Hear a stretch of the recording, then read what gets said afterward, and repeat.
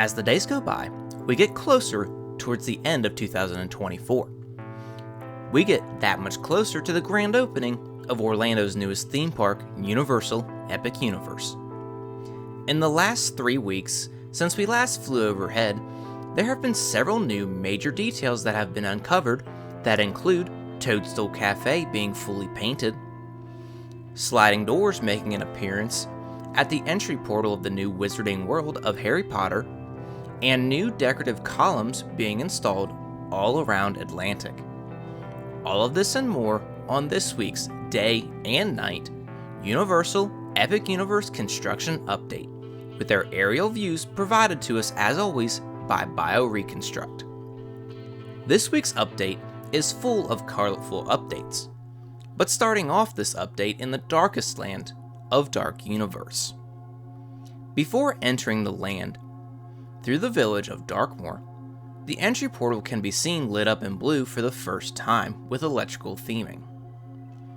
Throughout the land, several new signs have been installed, which includes Das Steakhouse, as well as Pretorius's Scientific Oddity Shop. The sign for this shop does include blue electrical theming on either side. Inside of the Dark Forest, where Curse of the Werewolf is found, new banners have been installed inside of the queue near the coaster building. Across the forest at Frankenstein's Manor, new weeds have been planted on the roof near the entrance to the manor. On the main turret of the manor, new wiring and electrical effects have been installed and are fully working, seen in this dusk view. In this video, we can see from a very far distance the blades of burning blades bursting into flames while spinning. Between Curse of the Werewolf and burning blades, the back of house gate frame has been installed, which still needs to be themed. Behind burning blades, there is new land preparation near the back of house warehouse, which is likely for concrete pad work. Across Celestial Park is the new Wizarding World of Harry Potter, where throughout the land there have been some interesting changes. Before guests even make it inside of the streets of Paris, new sliding doors have been installed at the entrance portal to the land. During the evening flight Bio took, the portal itself has been lit up with blue lighting, as well as what looks like a spotlight. This is not the only major change that has been spotted during this flight. Additional fabric has been added to the tent entrance of the theater show of the land. Near the exit of this show, a new kiosk has been placed, which will likely be a refreshment cart. Closer to the feature ride of the land, progress is finally being made on the Metro Flute entrance of the Battle of the Ministry. In a window between the Metro Flute and the exit to the Battle of the Ministry, a new window display has been placed. Several additional small details have been placed throughout the land, in every corner as well, including much of the street level lighting that we are able to see from the nighttime views Bio gave us. At the opposite corner of Epic Universe sits the colorful land of Super Nintendo World, where once again there's a lot to go over. On top of the entry portal to the land, the warp pipes that were placed for a brief time are still nowhere in sight. Just above the entrance at Peach's Castle, the main turret has been painted with the scaffolding now removed. Some detailed painting on the smaller turrets on the sides still need to be completed.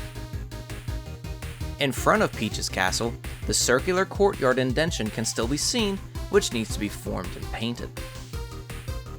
All around this level of the land, the painting along the pathways continued to progress. Across the upper level of the land at Bowser's Fortress, the main turret, like Peach's Castle, has been painted and has had its scaffolding removed. There have been several small details installed on the sides of Bowser's Fortress since we last checked in. The ride information sign from the Mario Kart ride has been installed at the foot of Bowser's Fortress as well. Near the exit to the Mario Kart ride at Mario Motors, a new retail sign has been installed. We can now see the Turbo Boost treat sign clearly as day, just outside of the exit to Mario Motors. Just below the top level of the land is the cap of Toadstool Cafe, which has been fully painted. The scaffolding that was around the mushroom cap has now been removed, as well revealing the red and white paint along with the sign brackets for the soon-to-be-placed signage for this dining location. Inside of the lower level of the land is no different, with huge steps in the construction progress. At the 1UP Factory retail store, the sign has been installed above the door. Along the walls near the 1UP Factory store, a lot of color is being added similar to the walls near Bowser's Jr. Lastly, the building in the center of the lower courtyard has now been wrapped in colorful wall panels. In this later evening aerial view, we can see the lower courtyard has been fully painted, along with many of the themed lighting fixtures working throughout the Mushroom Kingdom. Behind the Mushroom Kingdom is the mini-land of Donkey Kong Country. These two lands are separated by a large dividing wall, which has been covered in scaffolding for the last several weeks. This week, the scaffolding has begun to be removed, revealing the painted designs that artists have been working on for a while now. Near the entrance to this mini-land sits the crashed plane of Funky's Flying By gift shop, which has had the store signage installed just in front.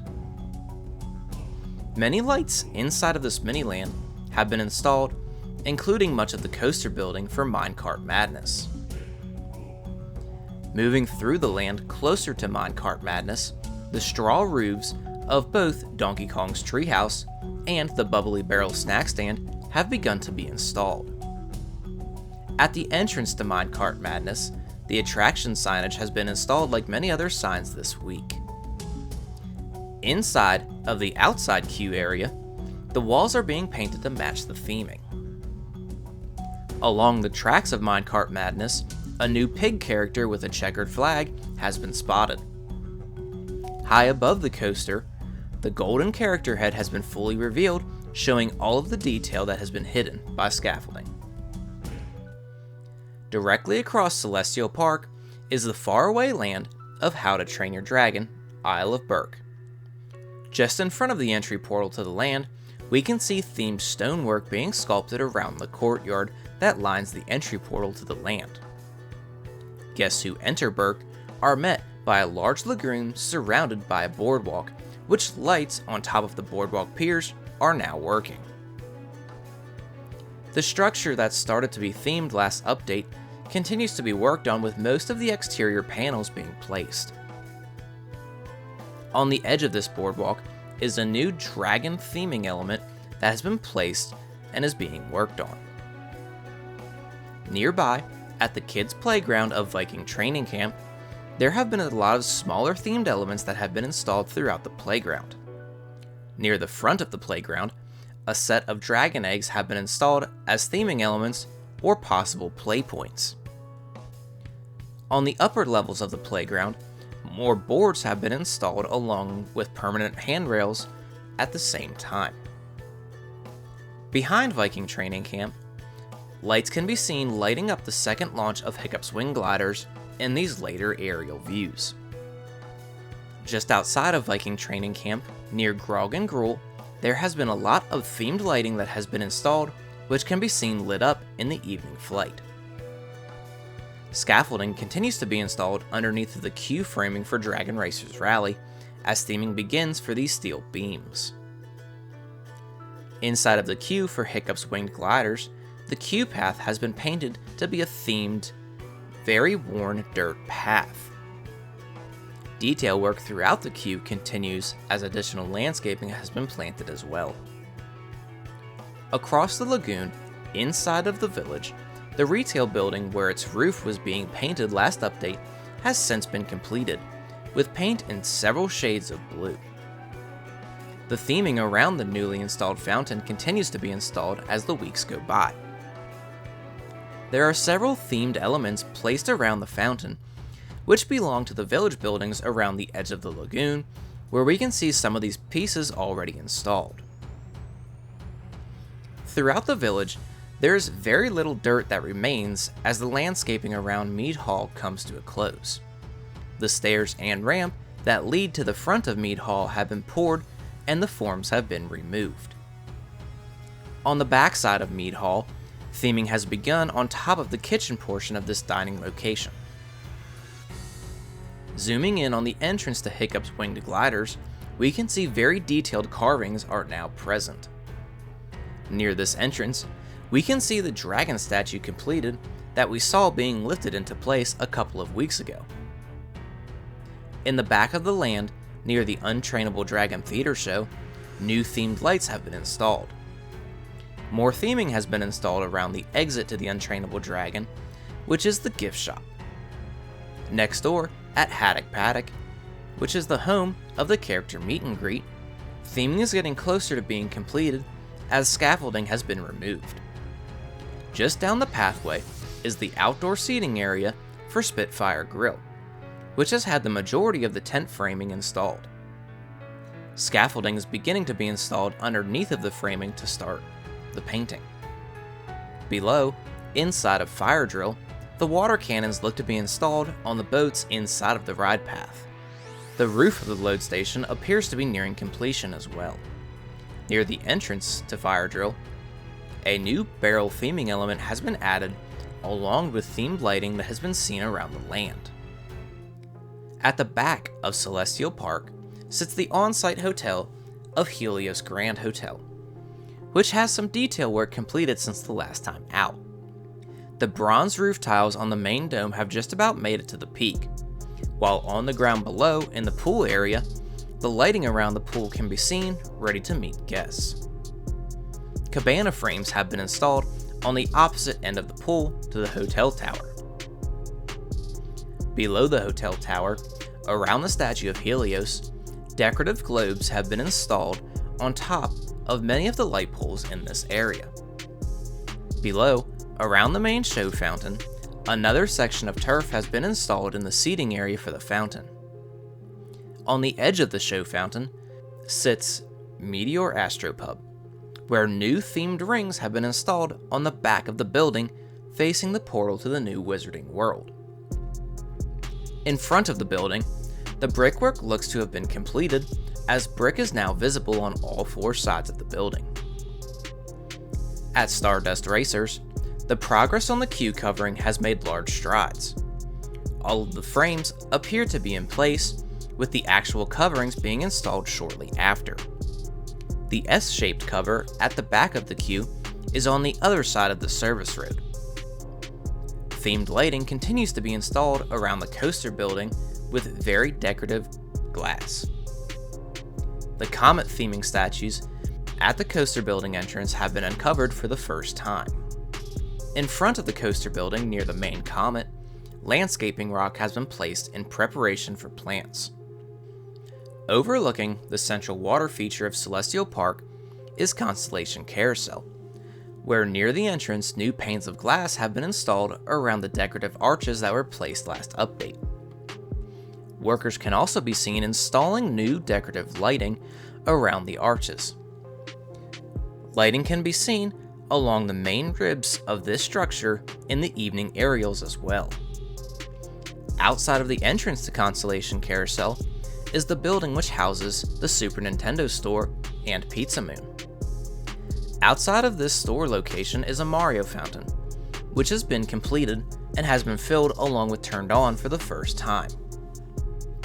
Colorful concrete is starting to make its way around this fountain as the design begins to take shape. In front of the entrance courtyard to Super Nintendo World, there is a very large elevation change in the courtyards of Super Nintendo World and the entrance to Constellation Carousel. There is a worker near the retaining wall, which gives scale to how big this elevation change is. More walkways are being shaped between Super Nintendo World and Atlantic Restaurant. Outside of Atlantic, several new themed columns have been installed inside of the scaffolding. During the evening flight, we are able to see some of the work taking place inside of the restaurant. The cascading waterfalls that sit below Atlantic begins at Luna Overlook, where we can see a lot of ornamental theming staged for the entrance support building glass domes, which have 3 domes now completed. Opposite Atlantic to the cascading waterfalls is the Phase 2 dining location, which has seen detailed theming beginning to be installed along the walls. Near the entrance to this location, next to the How to Train Your Dragon portal, the stairs have been formed at the entrance. The gateway of Celestial Park is the Kronos Tower at the front of Epic Universe, which has seen a lot of blue lighting installed. The sign above the portal entrance can also be seen partially lit.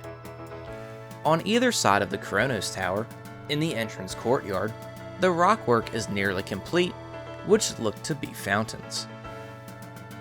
Around the raised concrete garden beds, lighting is now installed under the ledges, lighting the wall of the gardens. Just in front of the security awning, more decorative theming is staged ready to be installed. Inside of the parking lot area of Epic Universe, the rideshare loops have nearly been completed.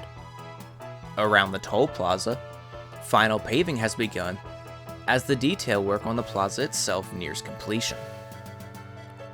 All around the massive parking lot, the lighting has been completed, leaving the parking lot as bright as day, even at night. Just south of Epic Universe is the pair of sister hotels, Stella Nova and Terra Luna, which Stella Nova is opening in just over a month. The pool furniture at Stella Nova has been placed as it is ready to meet guests on opening day. One thing to note that I just noticed on this flight is Stella Nova looks like it has a kid's splash pad where Terra Luna does not. In front of Stella Nova, there is colorful concrete at the entrance along with the crosswalks and parking lot paint is now visible. Across the street at Terra Luna, the pool can be seen being cleaned by a worker. Out front, we can see the colorful concrete progress similar to the concrete at Stella Nova. During Bio's recent dusk flight around Epic Universe, we will able to see these pool areas lit up like the pool area at Helios Grand. As we get closer and closer to opening day, the construction updates for Epic Universe will soon be coming to an end.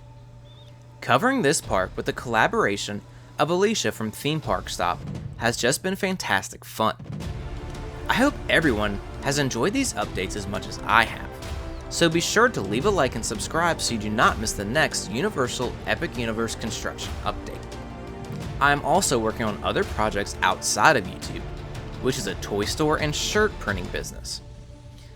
We are also shipping all across the United States, so no matter where you are watching from, we can ship to you. Be sure to check out some of the designs we have on our Facebook page with the link below in the description. We also do Facebook Live sales with various toys, and we always have some live-only sales, so be sure to follow our store, Little A's Toy Box and Gifts on Facebook to support small business. If you're on TikTok, we also have our own TikTok shop, so be sure to check that out with the link below as well. And with that, travelers, until next time, have a great one.